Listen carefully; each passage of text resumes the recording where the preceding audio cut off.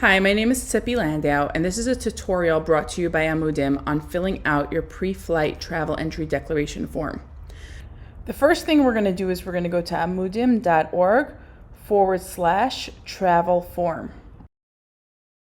Or you can go to the Amudim homepage at amudim.org, click on the Travel to Israel button, scroll down and find the pre-flight travel entry declaration page. Once on this page, you're going to scroll past our updates to the pre-traveler entry declaration form and click on Click Here to Get Form. This will open the declaration form that we need to fill out. Start by scrolling down to the bottom of this page and clicking OK, let's start. The next page is going to ask us how we're arriving in Israel. Select by ear and then confirm and continue. The next step is to fill out our personal information. We're going to start with name.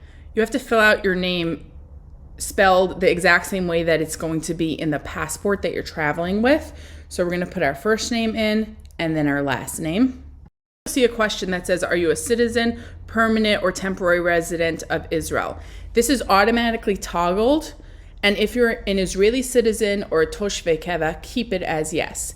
If you're not an Israeli citizen, click the switch and make it say no.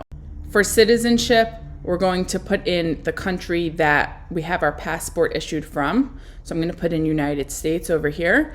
And for the passport number, you're going to enter the passport number of the foreign passport that you're going to be using to travel. The next thing we're going to be filling out is our date of birth. Remember that because we are filling this out on an Israeli website, we're going to do the day and then the month and then the year. So January 15, 1980 is going to be 15/01/1980. Next, we need to put in our phone number. We're going to start with the country code. So for the United States, that would be +1. You can either type out the country code that you're coming from in letters and then select the correct one, or you can type in +1 for United States, and then that'll come up as an option as well. When you're entering the phone number, don't use any special characters, no dashes, just put in the digits of your phone number. And then the next option of putting in your landline, that's optional, you don't have to use that. Next, we're going to put our email address in and the name and phone number of an emergency contact. Then you're going to click Confirm and Continue on the bottom of the screen. Next page is itinerary. The arrival in Israel is going to be filled with Ben Gurion Airport of Entry. Do not change that, leave that as is. The next question of airline, enter the name in Israel, start typing. I'm going to use El Al for this example. And when you're entering your flight number, this is not your confirmation number. It's going to be on your itinerary that you received. It's usually 2 to 4 digits. And make sure that you're putting in the one that says flight number and not confirmation number or itinerary number. The next question of the country which you departed to Israel. This is talking about the original country that you left from, not including a stopover. So if you left from the United States and stopped over in Spain, you're still going to be putting the United States in over here. For date of departure, because this form has to be done within 48 hours of leaving to the airport, you only have 3 options for date of departure and select between one of those 3. The date of arrival is the same deal. You have 3 options, select between one of those 3. When putting in your arrival time in Israel, remember that we're working with military time over there. So if you're arriving at 1 p.m., we're going to put in 13 o'clock. Next, you'll see the box that says Transit to Israel, Connecting Flight.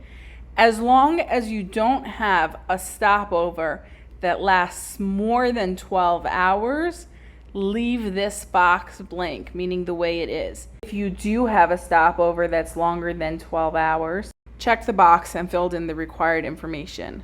Same thing with the next question about visiting other countries. If you haven't, leave it toggled as no. If you have, check it and fill in the required information. When you're done, click Confirm and Continue. The next page you're going to find yourself on is going to be the Health Declaration page. Now, we highly recommend that everyone, regardless of vaccination status, recovery status, select the option called Other. Once you've selected that, you're going to scroll down and read through their disclaimers and then select the insurance approval as well as confirm the declaration. Some users on different browsers get 3 boxes that they have to check off. So whether you see 2 or 3 boxes on that page after selecting other, check all of them off.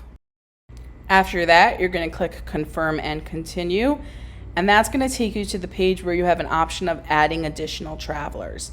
Now, if you're traveling alone, you'll just click confirm and continue. If you're traveling with others, you can add their information in over here. Once clicking confirm and continue, you should be directed to the finish page, which says you're all set, and it'll give you an option to download your status as well as send you an email with the same paperwork that you would download over here. Save that to bring it to the airport. That's it. You've successfully submitted and completed your travel declaration form. You should be receiving an email from noreply@moh.gov.il that has your certificate for travel. If you don't see an email within 15 minutes, try checking your spam. If you've already downloaded the form, then you don't need to wait for the email to come through. If you haven't downloaded the form and you don't see an email within an hour and you've checked your spam, then you will have to fill out the form again.